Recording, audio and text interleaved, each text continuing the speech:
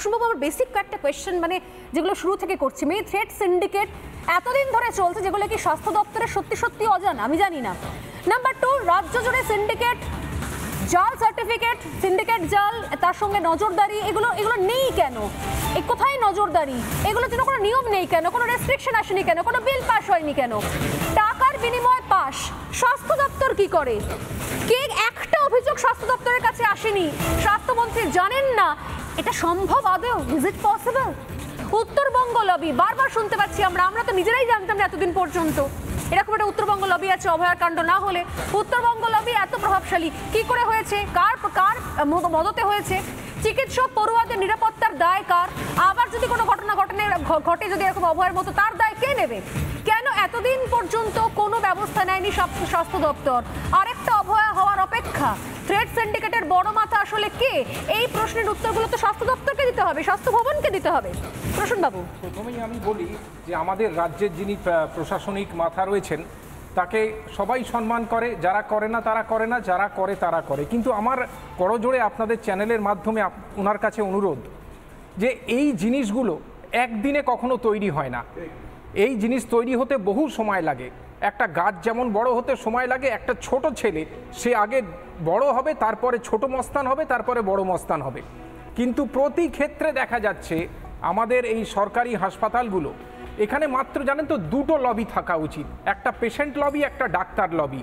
এর বাইরে কোনো লবি কোনো দিন ছিল না। আমি যে পরিবার থেকে এসেছি সেখানে 14 থেকে 15 জন ডাক্তার আছে, বিভিন্ন সময় কেউ আছে কেউ মারা গেছে।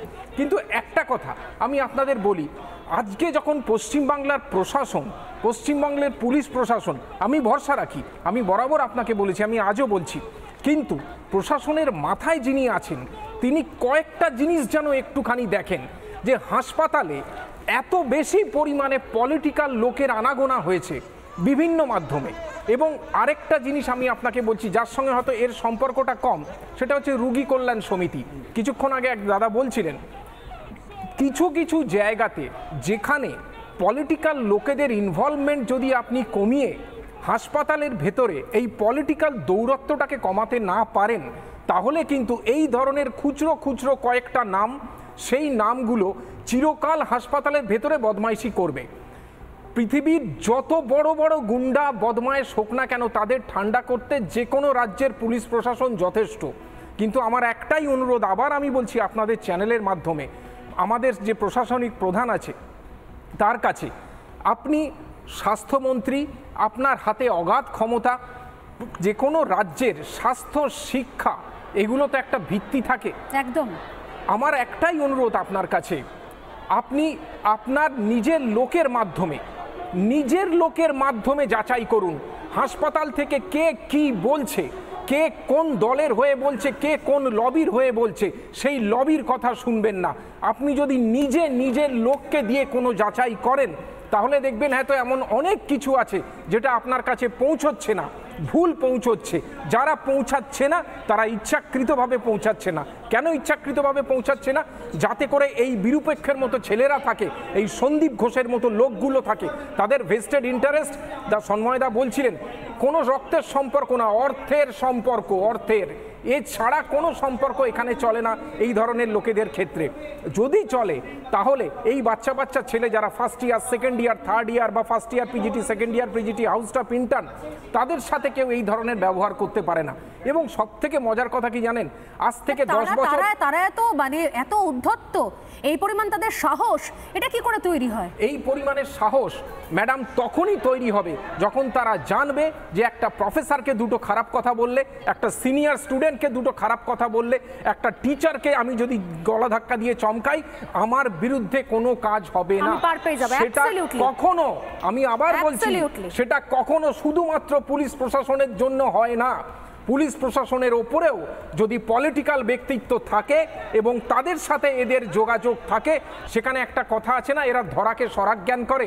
আমি আবার বলছি, আমাদের সব থেকে উঁচু পলিটিক্যাল পোস্ট আমাদের প্রশাসনিক প্রধান, আমাদের রাজ্যের, আমাদের পশ্চিমবাংলার মাননীয় মুখ্যমন্ত্রী। আমি ওনার কাছে করজোড়ে বলছি, আপনি দেখুন এই ছেলেগুলো সব থেকে মজার কথা কি ম্যাডাম আপনি জানেন, বলছেন যদিও করো জোরে, কিন্তু আমি জানি না। আমি রঞ্জনবাবু রয়েছেন, রঞ্জনবাবুর কাছে আমি লাস্ট একটা কোয়েশ্চেন করছি, আমি আসছি। রঞ্জনবাবু, মনে হচ্ছে যে আদৌ এই সংক্রান্ত বিষয়ে সবসময় ভুল খবর যাচ্ছে মমতা বন্দ্যোপাধ্যায়ের কাছে? উনি স্বাস্থ্যমন্ত্রী, উনি শিক্ষামন্ত্রী, নিঃসন্দেহে প্রসূনবাবুর প্রত্যেক কটা পয়েন্ট খুব ভ্যালিড, আমি ব্যক্তিগতভাবে সাপোর্ট করছি। কিন্তু আমার আপনার কাছে প্রশ্ন, এতদিন ধরে 2011 থেকে 2024 রঞ্জনবাবু, এতদিন পর্যন্ত এই সিন্ডিকেট চলছে, সেক্সটর্শন চলছে, আবার একটা অভয়াকাণ্ড হওয়ার পর তারপরে আমরা জানতে শুরু করবো যে এখানে আসলে নেপথ্যে কোন র্যাকেট চলছে নাকি? আমরা তো জেনেছি prevention is better than cure, আপনারাই বলেন প্রিভেনশনটা কোথায়? প্রশাসনিক সর্বোচ্চ স্তরে খবরটা পৌঁছচ্ছে কিনা সেটা আমি জিঞ্জার মার্চেন্ট, আদার ব্যাপারী, বিগ শিপ, বড় জাহাজের কথা জানি না, কিন্তু যেটা বলতে পারি সেটা হচ্ছে নগরপালকে শিরদাঁড়া দিয়েছি এবং স্বাস্থ্য সচিব নিগম সাহেবের নিতে যদি অস্টিওআর্থ্রাইটিস হয় তার ব্যবস্থা আমরা করে দেবো। কিন্তু প্রিন্সিপালদের অনুরোধ করছি আপনারা শিরদাঁড়াটা সোজা রাখুন, কারণ এই শিক্ষক দিবসে কিন্তু অনেক প্রিন্সিপাল এসেছিলেন, তারা বলেছিলেন যে আমরা দীর্ঘদিন ধরে এই থ্রেড সিন্ডিকেটের শাসানির শিকার, এবার তারা কিন্তু প্রতিবাদের ভাষা তুলছেন। কিন্তু দুর্ভাগ্যজনক, আমি ক্যাটাগরিক্যালি বলছি, রামপুরহাট গভর্নমেন্ট মেডিকেল কলেজের প্রিন্সিপাল প্রফেসর করবী বড়াল, তার স্ক্রিনশট ভাইরাল হয়েছে এবং তিনি লিখছেন এই অভিজ্ঞদের মতো জুনিয়র কেস থেকে আমার অনেক কিছু শেখার আছে, তার লিডারশিপ কোয়ালিটি কত ভালো।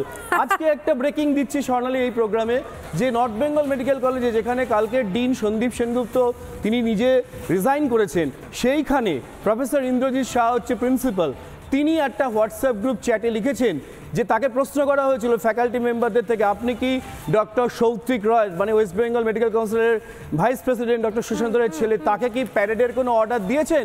তিনি ক্যাটাগরিক্যালি বলেছেন যে না, আমার দিক থেকে কোনো রিলিজ অর্ডার নেই। তাই কিছু কিছু প্রিন্সিপালের শিরদাঁড়া সোজা হচ্ছে, এমএসবিপির শিরদাঁড়া সোজা হচ্ছে। ডিনদের অনুরোধ করবো যে তারা আপনারা এবার প্রতিবাদে গর্জে উঠুন। সময় একদম শেষ, একদম খুব সংক্ষেপে, একদম সময় শেষ। খুব সংক্ষেপে প্রসূনবাবুর সঙ্গে একটু ডিফার করবো। রাজ্যের স্বাস্থ্যমন্ত্রী তথা মুখ্যমন্ত্রীর কাছে এক্সপেকটেশন প্রসূনবাবু করছেন, ডাক্তারবাবু হিসেবে যথার্থ করছেন, কিন্তু প্রশ্নটা হচ্ছে আক্তার আলী যে অভিযোগ মুখ্যমন্ত্রী গ্রিভেন্স সেলে গিয়ে নবান্নে দিয়েছিলেন, তারপর সেটা অ্যাড্রেস সেই করা হয়নি। ডকুমেন্ট অরিজিনাল আক্তার আলীর বাড়ি থেকে পাওয়া গেছে। তার মানে শস্যের মধ্যে ভূত, এটা প্রমাণিত। তার কাছ থেকে আমি কি করে কার বাড়ি থেকে পাওয়া গেছে? সন্দীপ ঘোষের বাড়ি থেকে পাওয়া গেছে। গেছে। সিবিআই সেটা ইডি সেটা উদ্ধার করেছে। সময় একদম শেষ, একদম সময় শেষ। ছোট্ট করে বলছি, সন্ময়দার কথা একদম ঠিক এবং এটাও ঠিক, আজকে সেই সন্দীপ ঘোষও কিন্তু সিবিআই এর কবজায় রয়েছে। আমার সবার কাছে আমি একদম তাই একই প্রশ্ন, আমি আবারও বলি prevention is better than cure. কেন প্রিভেনশন আগে নয়? কেন সন্দীপ ঘোষকে আগে সাসপেন্ড করা হয়নি? কেন আগে পদক্ষেপ নেওয়া হয়নি? তাহলে আজকে তাহলে এই অভয়ের মতো ঘটনা ঘটতো না। একদম ঠিক, যে এই ধরনের ঘটনা ঘটতো না, সেই কারণে আমি আবার বলছি একদম অনেক